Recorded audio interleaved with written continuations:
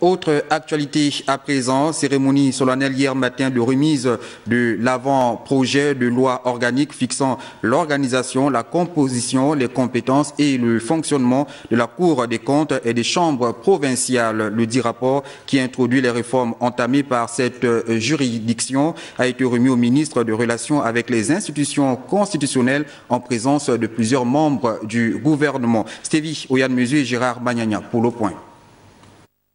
La remise de l'avant-projet de loi organique par le premier président de la Cour des comptes au ministre des Relations avec les institutions constitutionnelles confirme le processus de réforme engagé par cette institution supérieure de contrôle de finances publiques. Le document, qui fait office de bréviaire pour cette administration, renferme plusieurs innovations, des innovations qui répondent aux normes internationales.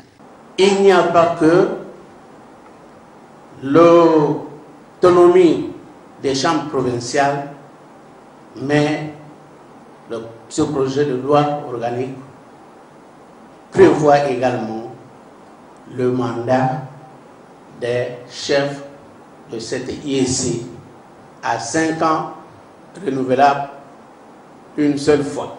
Le rôle de la Cour des comptes dans un pays est capital. Son efficacité dépend cependant de son cadre organisationnel, d'où l'apport financier et technique accordé par les partenaires que sont la Banque mondiale et l'initiative de développement Intosai. À travers un don d'un montant de 350 000 $ américains qui est maintenant porté à 370 000 $, la Banque mondiale accompagne la Cour des comptes en vue notamment d'améliorer le professionnalisme et la qualité du travail de vérification de la Cour des comptes.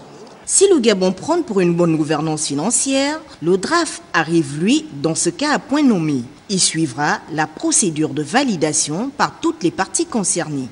Le présent avant-projet de loi organique que le ministère en charge des relations avec les institutions constitutionnelles reçoit ce jour sera porté par le ministre d'État en charge de la justice. Il sera transformé en projet de loi par le gouvernement qui le transmettra aux chambres du Parlement dans les délais les meilleurs.